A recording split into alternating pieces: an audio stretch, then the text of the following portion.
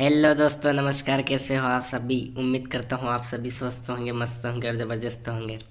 ठीक है, आपके अपने यूट्यूब चैनल आओ जरा सीखे जरा में आपका स्वागत है। तो चलो आज कुछ नया सीखते हैं। ठीक है, ये पार्ट 6 है। ठीक है दोस्तों, आज कुछ नया किया हमने, MCQ प्लस व्याख्या।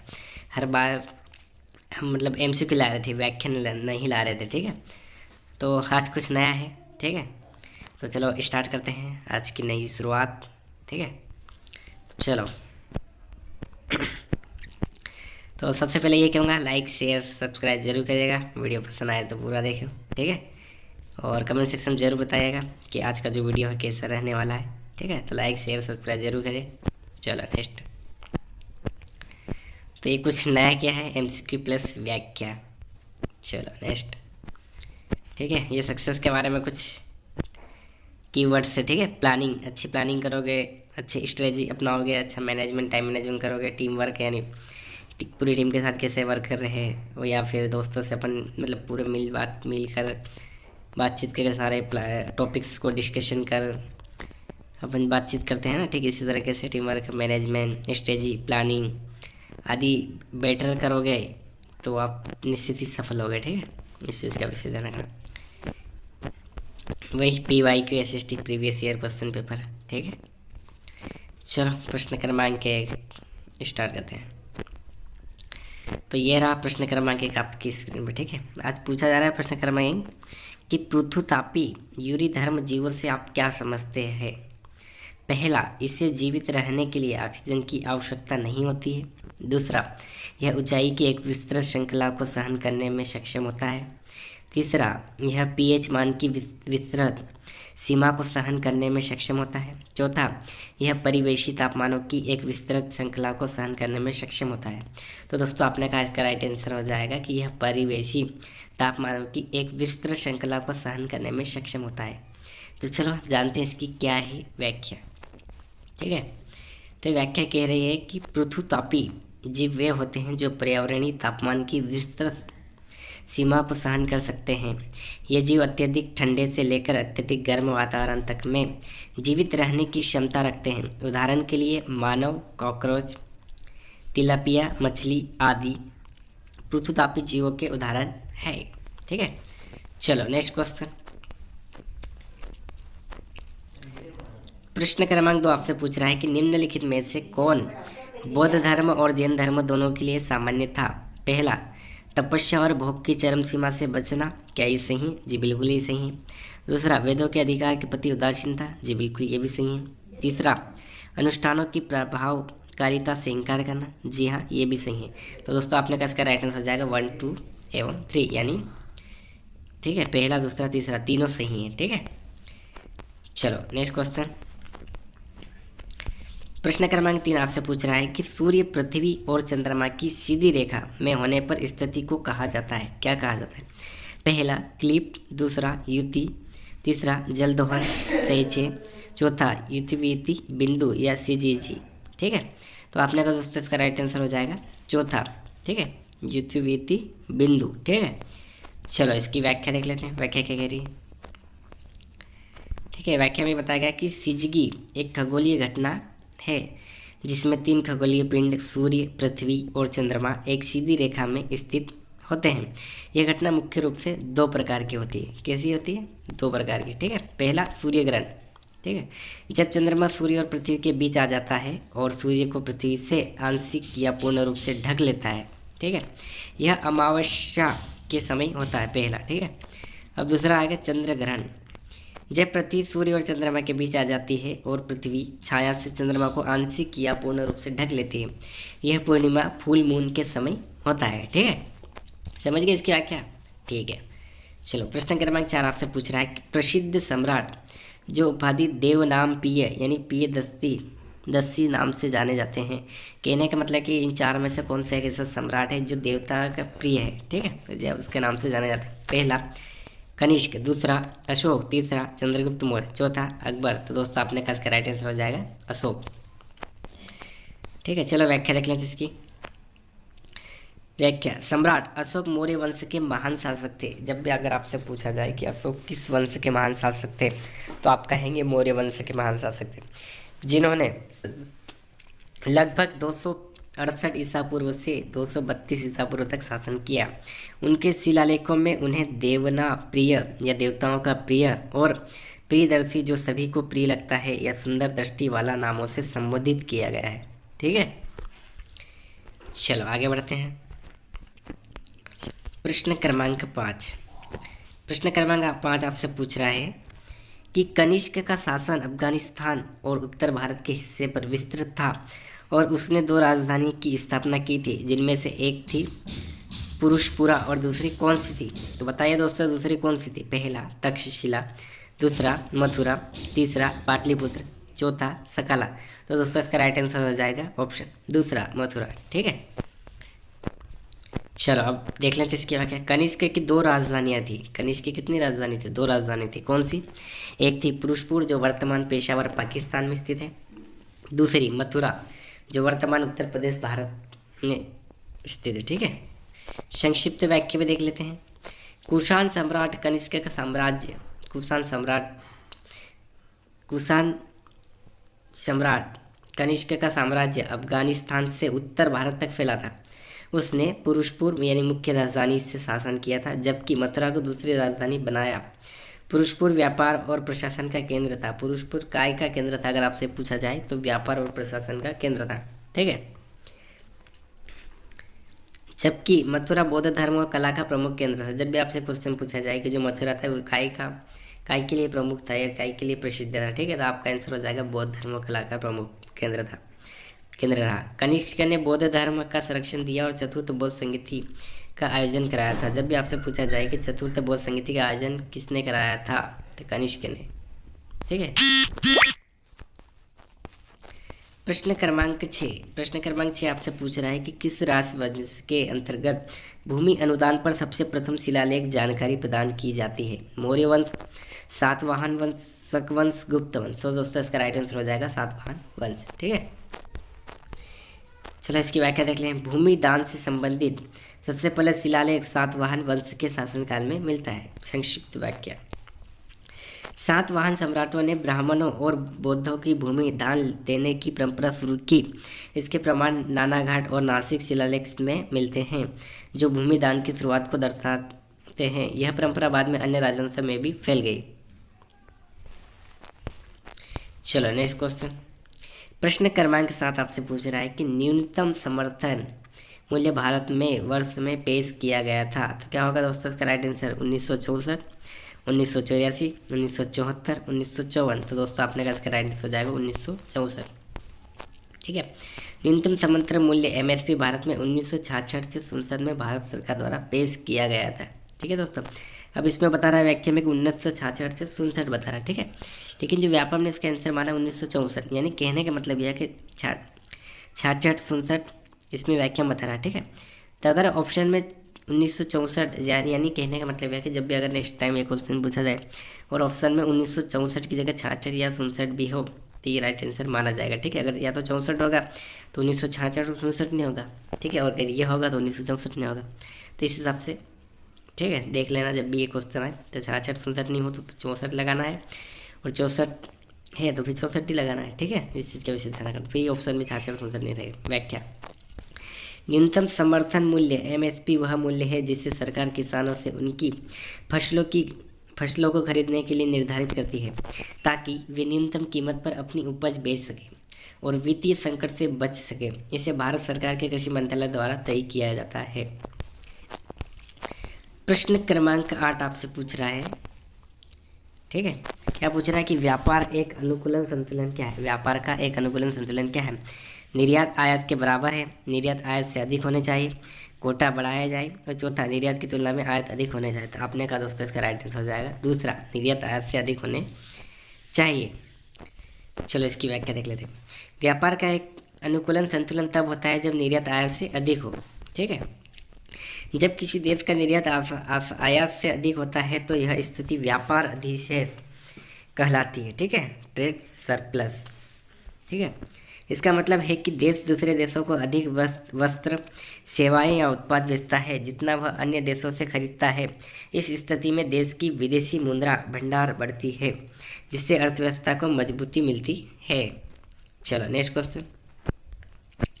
प्रश्न क्रमांक 9 आपसे पूछ रहा है कि देश का उद्देश्य ग्रामीण क्षेत्रों में छोटे और सीमांत किसानों को, कृषि मजदूरों, कारीगरों और छोटे उद्यमियों को ऋण या ऋण और अन्य सुविधाएं प्रदान करना है। पहला, महात्मा गांधी राष्ट्रीय ग्रामीण रोजगार गारंटी अधिनियम मनरेगा। दूसरा, प्रधानमंत्री ग्रामीण विकास को फेलो योजना।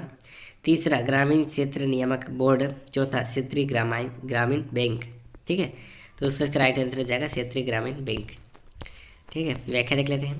क्षेत्रीय ग्रामीण bank regional rural bank RRB का उद्देश्य ग्रामीण क्षेत्रों और सीमांत किसानों, मजदूरों, कृषि कारीगरों और छोटे उद्यमियों को ऋण और अन्य सुविधाएं प्रदान करना है। ठीक है, नेक्स्ट और व्याख्या देख लेते हैं। क्षेत्रीय ग्रामीण बैंक भारत सरकार द्वारा 1975 में स्थापित किए गए थे। जब भी आपसे क्वेश्चन पूछा जाए कि क्षेत्रीय ग्रामीण बैंक की स्थापना या स्थापित कब हुई थी, तो आपका राइट आंसर हो जाएगा 1975 में। ठीक है, इन बैंकों का मुख्य उद्देश्य ग्रामीण क्षेत्रों में वित्तीय सेवाएं प्रदान करना और वहां के लोगों को आर्थिक रूप से सशक्त बनाना। प्रश्न क्रमांक 10 आपसे पूछ रहा है कि किस प्रकार का अफवाह पैटर्न गुंबद के प्रकार के क्षेत्र में विकसित होता है। पहला, अरीय रेडियल। दूसरा, समानांतर। तीसरा, द्रुमाकृत वृक्षाकार। चौथा, जालीनुमा। तो दोस्तों इसका आपने कहा राइट आंसर हो जाएगा पहला, अरीय रेडियल। ठीक है, चलो इसका राइट आंसर तो हो गया अरीय रेडियल। ठीक है, व्याख्या देख लें। अरीय रेडियल अफवाह पैटर्न गुंबद के प्रकार के क्षेत्र में विकसित होता है। व्याख्या, अरीय रेडियल अफवाह पैटर्न तब विकसित होता है जब जल प्रवाह गुंबदाकार क्षेत्र से बाहर की ओर रेडियल रूप से फैलता है। इस पैटर्न में जल प्रवाह केंद्र से बाहर की दिशा में विभिन्न शाखाओं की तरफ फैलता है, जैसे वृत्त के विभिन्न बिंदुओं से निकलने वाली रेखाएं। प्रश्न क्रमांक 11 आपसे पूछ रहा है कि भारत में किस नदी घाटी में होमिनिड जीवाश्म की खोज की गई थी। इनमें से कोई नहीं। गंगा, सिंधु, नर्मदा। पहला ऑप्शन इनमें से कोई नहीं, दूसरा गंगा, तीसरा सिंधु, चौथा तो नर्मदा। तो आपने कहा दोस्तों इसका राइट आंसर हो जाएगा नर्मदा। ठीक है, चलो व्याख्या देख लेते हैं अभी इसकी। होमिनिड जीवाश्म मानव जाति के पूर्वजों के जीवाश्म होते हैं। भारत की नर्मदा नदी घाटी में 1980 के दशक में होमिनिड जीवाश्म की खोज की गई थी। यह खोज मध्य प्रदेश के भीमबेटका और नर्मदा नदी घाटी में हुई, जहां पुरानी मानव सभ्यता के प्रमाण मिले थे। यहाँ पर मिले होमिनिड जीवाश्म और पाषाण उपकरण यह बताते हैं कि प्राचीन मानव यहाँ रहते थे और इन क्षेत्रों में उनका अस्तित्व था। नर्मदा नदी घाटी में नर्मदा मैन के नाम से प्रसिद्ध होमिनिड जीवाश्म की खोज ने पुरातत्व और मानव विकास की दिशा में महत्वपूर्ण योगदान दिया। चलो प्रश्न क्रमांक 12 आपसे पूछ रहा है कि एक और राज्य और स्थानीय सरकार के बीच और दूसरी ओर ग्रामीण और शहरी स्थानीय सरकार के बीच राजस्व के वितरण की समीक्षा कौन करता है। पहला, जिला वित्त आयोग। दूसरा, केंद्रीय वित्त आयोग। तीसरा, राज्य वित्त आयोग। चौथा, जिला परिषद। तो दोस्तों आपने कहा इसका राइट आंसर हो जाएगा राज्य वित्त आयोग। व्याख्या बताई जा रही है व्याख्या में कि जबकि केंद्रीय वित्त आयोग यानी फाइनेंस कमीशन है जो राज्य और केंद्र के बीच राजस्व वितरण की समीक्षा करता है, लेकिन राज्य वित्त आयोग का कार्य है राज्य के भीतर जो स्थानीय सरकार, चाहे वो ग्रामीण और शहरी हो, के बीच राजस्व का वितरण करना होता है। राज्य वित्त आयोग राज्य के भीतर विभिन्न स्थानीय निकायों जैसे नगर निगम, पंचायत तो ग्राम सभाओं के लिए राजस्व वितरण की सिफारिश करता है।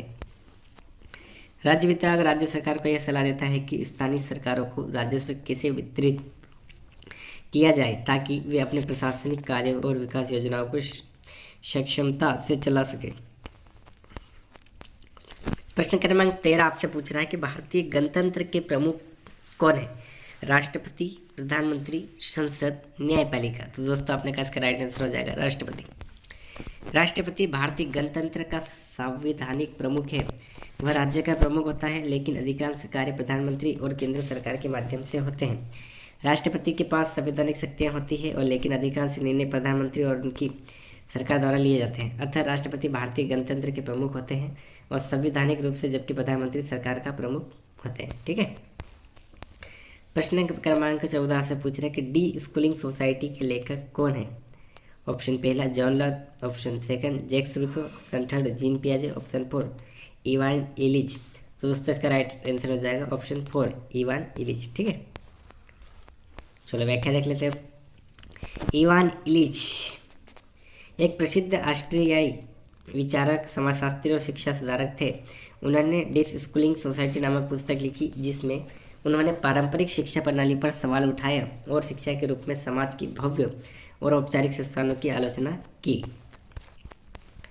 ठीक है, प्रश्न क्रमांक 15 आपसे पूछ रहा है कि किसने कहा कि गुटनिरपेक्षता लगभग ऐतिहासिक परिस्थितियों का अधिक या कम अवशेष है। हम स्वयं की को उपनिवेशवाद वाले पश्चिम के साथ जोड़ नहीं सकते और सोवियत गुट में शामिल होने का कोई सवाल ही नहीं है। पहला नेहरू, दूसरा कृष्ण मेनन, तीसरा टीटो, चौथा क्रुमाहा। तो आपका राइट आंसर हो जाएगा ऑप्शन 2 कृष्ण मेनन। ठीक है, चलो इसकी व्याख्या देख लेते। यह वाक्य भारतीय राजनीति के एक महत्वपूर्ण सिद्धांत गुटनिरपेक्षता से संबंधित है, जिसे भारत के पहले रक्षा मंत्री कृष्ण मेनन ने व्यक्त किया था। जब भी आपसे क्वेश्चन पूछा जाए कि भारत का पहला रक्षा मंत्री कौन था, ठीक है, तो आपका आंसर हो जाएगा कृष्ण मेनन।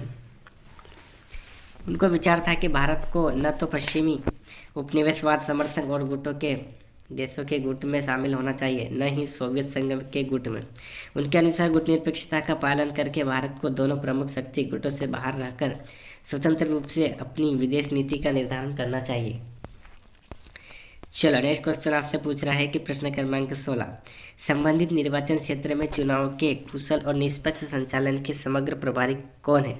ठीक है दोस्तों, तो ऑप्शन पहला मतदान अधिकारी, दूसरा निर्वाचन रिटर्निंग अधिकारी, तीसरा पीठासीन अधिकारी, चौथा आगंतुक। तो दोस्तों आपका राइट आंसर हो जाएगा निर्वाचन रिटर्निंग अधिकारी। ठीक है, अब ये निर्वाचन रिटर्निंग अधिकारी क्या होता है, ठीक है, निर्वाचन रिटर्निंग अधिकारी वह व्यक्ति होते हैं जो विशेष निर्वाचन क्षेत्र में चुनाव के संचालन, मतदान प्रक्रिया और परिणाम की घोषणा के लिए जिम्मेदार होते हैं। यह अधिकारी चुनाव के दौरान मतदान केंद्रों की देखरेख करते हैं और यह सुनिश्चित करते हैं कि चुनाव निष्पक्ष, पारदर्शी और कानूनी तरीके से हो। प्रश्न क्रमांक 17 आपसे पूछ रहा है कि 1000 दिनारी के रूप में कौन जाने जाते हैं। पहला बलबन, दूसरा रजिया, तीसरा मलिक काफूर, चौथा इल्तुतमिश। तो दोस्तों आपने कहा इसका राइट आंसर हो जाएगा ऑप्शन 3 मलिक काफूर। चलो इसकी व्याख्या देख लेते हैं। मलिक काफूर का 1000 दिनारी के रूप में संदर्भ दिल्ली सुल्तानत के सुल्तान अलाउद्दीन खिलजी से जुड़ा हुआ है। मलिक काफूर जो एक गुलाम थे, बाद में अलाउद्दीन खिलजी के शीर्ष सैन्य कमांडर बने और कपूर की कड़ी मेहनत और सैन्य रणनीति के कारण सुल्तान ने उन्हें 1000 दिनारी का उपहार दिया और यह उपहार कपूर की काबिलियत और उनके प्रति सुल्तान के विश्वास को दर्शाता था। 1000 दिनारी के रूप में का संदर्भ इस बात से जुड़ा हुआ है कि मलिक कपूर को उपहार स्वरूप 1000 दिनारी दी गई थी, जो उस समय एक महत्वपूर्ण और मूल्यवान मुद्रा थी। यह उनके योगदान और सैन्य नेतृत्व के लिए एक सम्मान था और यह दिखाता था कि सुल्तान ने उन्हें कितना सम्मान और पुरस्कार दिया। प्रश्न क्रमांक 18 आपसे पूछ रहा है कि दिए गए उदाहरण की मदद से ऊंचाई और तापमान के बीच संबंध का पता लगाना इस उपागम में होता है। सकेंद्री में, कालानुक्रमिक में, आगमनात्मक में या फिर दिग्भ्रमणात्मक में। तो आपने कहा दोस्तों इसका राइट आंसर को ऑप्शन 3 आगमनात्मक में। ठीक है, चलो नेक्स्ट क्वेश्चन। प्रश्न क्रमांक 19 आपसे पूछ रहा है कि संसदीय कार्यकारिणी में यह आवश्यक है कि प्रधानमंत्री को बहुमत का समर्थक में होना चाहिए। काय में होना चाहिए, राज्यसभा में, संसद में, लोकसभा में, विधानसभा में। तो दोस्तों आपने इसका राइट आंसर बताया है ऑप्शन 3 लोकसभा में। ठीक है, चलो इसकी व्याख्या देख लेते हैं। भारत में प्रधानमंत्री को संसद के निचले सदन लोकसभा में बहुमत का समर्थन प्राप्त होना आवश्यक है। लोकसभा में बहुमत का समर्थन प्रधानमंत्री की सरकार की स्थिरता को सुनिश्चित करता है और उन्हें सरकार चलाने की वैधता प्रदान करता है। यदि प्रधानमंत्री के पास लोकसभा में बहुमत नहीं है तो वह अपनी सरकार को नहीं चला सकते हैं और उन्हें इस्तीफा देना पड़ता है। राज्यसभा में बहुमत की आवश्यकता नहीं होती है क्योंकि यह केवल एक सलाहकार सदन है और यहाँ से प्रधानमंत्री की वैधता पर कोई सीधा प्रभाव नहीं पड़ता है। ठीक है दोस्तों, प्रश्न क्रमांक 20 आपसे पूछ रहा है कि प्राप्त करना, प्रतिक्रिया देना, मान्य करना, व्यवस्थित करना और वर्णन करना इस डोमेन का स्तर है। भावनात्मक है, संशोधित टेक्सोनॉमी है, मन प्रेरक है या संज्ञानात्मक है। तो दोस्तों आपने कहा इसका राइट आंसर हो जाएगा ऑप्शन है पहला भावनात्मक। ठीक है, प्रश्न क्रमांक 21 आपसे पूछ रहा है कि मुगल शासन के दौरान निम्नलिखित में से कौन सा व्यापारी सबसे पहले भारत आया था। इंपॉर्टेंट क्वेश्चन है दोस्तों। ठीक है, पहला अंग्रेजी, दूसरा डेनिश, तीसरा डच, चौथा पुर्तगाली। तो दोस्तों इसका राइट आंसर हो जाएगा क्या, पुर्तगाली आया था। ठीक है, व्याख्या देख लेते हैं। मुगल साम्राज्य के दौरान भारत में व्यापार के लिए कई यूरोपीय व्यापारी आए, लेकिन सबसे पहले पुर्तगाली व्यापारी भारत पहुंचे। पुर्तगालियों ने 1498 में वास्को द गामा के नेतृत्व में समुद्री मार्ग से भारत की यात्रा की थी और कोचीन केरल में व्यापारिक ठिकाने स्थापित किए थे। इसके बाद पुर्तगाली व्यापारी ने भारत में मसाले, रेशम और अन्य व्यापारिक वस्तुओं का व्यापार करना शुरू किया। पुर्तगालियों का भारत में व्यापार और उपनिवेशीकरण का महत्वपूर्ण प्रभाव पड़ा। प्रश्न क्रमांक 22 आपसे पूछ रहा है कि देश सरकार की एक प्रणाली है जिसमें सत्ता को एक केंद्रीय प्राधिकरण और देश की विभिन्न घटक इकाइयों के बीच विभाजित किया जाता है। तो क्या किया जाता है दोस्तों? पहला विकेंद्रीकरण, दूसरा केंद्रीकरण, तीसरा संघवाद, चौथा जनतंत्र। आंसर हो जाएगा संघवाद। ठीक है। प्रश्न क्रमांक 23 आपसे पूछ रहा है कि देश एक प्रक्रिया है जिसमें देश भर के विभिन्न कृषि वस्तुओं के संयोजन, भंडारण, परिवहन और पैकेजिंग और वितरण शामिल होते हैं। ऑप्शन है ग्रामीण विकास, दूसरा ग्रामीण विपणन, तीसरा कृषि विपणन, चौथा कृषि नेटवर्किंग। तो आपने कहा दोस्तों इसका राइट आंसर हो जाएगा कृषि विपणन। प्रश्न क्रमांक 24 आपसे पूछ रहा है कि योजना आयोग की स्थापना कब की गई थी, या योजना आयोग की स्थापना देश में की गई थी। तो आपका राइट आंसर क्या होगा दोस्तों? पहला 1960, दूसरा 1940, तीसरा 1950, चौथा 1945। तो दोस्तों इसका राइट आंसर हो जाएगा ऑप्शन 3 1950। चलो व्याख्या देख लेते हैं। योजना आयोग की स्थापना 15 मार्च 1950 को हुई थी। ठीक है, 15 मार्च याद जरूर रखना। इसकी स्थापना भारत सरकार द्वारा समग्र आर्थिक विकास और राष्ट्रीय योजना के निर्माण के लिए की गई थी। योजना आयोग का मुख्य उद्देश्य भारत के आर्थिक और सामाजिक विकास को मार्गदर्शन देना था, ताकि संसाधनों का उचित उपयोग हो सके और देश की प्रगति को सुनिश्चित किया जा सके। योजना आयोग ने पहली पंचवर्षीय योजना 1951 से 56 से लेकर विभिन्न योजनाओं के रूप में तैयार की थी। ठीक है, पहली पंचवर्षीय योजना कब चालू हुई थी? तो 1951 से 1956। ठीक है, ये आपका राइट आंसर हो जाएगा। में इसी नीतिगत आयोग में परिवर्तित किया गया है। ठीक है। प्रश्न क्रमांक 25 आपसे पूछ रहा है कि निम्नलिखित में से किन प्राचीन भारतीय स्थलों में से गर्तवासों के प्रमाण की खोज हुई थी? पहला लोथल, दूसरा बुर्जहोम, तीसरा रोपर, चौथा कालीबंगा। तो आपका राइट आंसर हो जाएगा ऑप्शन 2 बुर्जहोम। ठीक है, बुर्जहोम के बारे में क्या बताया गया? बुर्जहोम एक महत्वपूर्ण नवपाषाणकालीन पुरातात्विक स्थल है जो जम्मू और कश्मीर में स्थित है। ठीक है, जब भी आपसे क्वेश्चन पूछता है कि बुर्जहोम कहाँ है, तो जम्मू और कश्मीर में। ठीक है, यहाँ गर्तवासों के प्रमाण मिले हैं जो यह दर्शाते हैं कि इस क्षेत्र के प्राचीन लोग भूमि गड्ढों में रहते थे और यह स्थल लगभग 3000 से 1500 ईसा पूर्व का माना जाता है। ठीक है। प्रश्न क्रमांक 26 आपसे पूछ रहा है कि सामाजिक विज्ञान शिक्षकों के सम्मुख सबसे प्रमुख चुनौती क्या होती है? पाठ्यपुस्तक और पुस्तिकाओं की अपर्याप्तता, दूसरा सेवाकालीन प्रशिक्षण कार्यक्रमों की अपर्याप्तता, तीसरा उचित मूल्यांकन उपकरण और तकनीकों का अभाव, चौथा दीर्घकालिक उद्देश्यों की प्राप्ति के लिए अपर्याप्त समय। तो दोस्तों आपका राइट आंसर हो जाएगा ऑप्शन 4 दीर्घकालिक उद्देश्यों की प्राप्ति के लिए अपर्याप्त समय।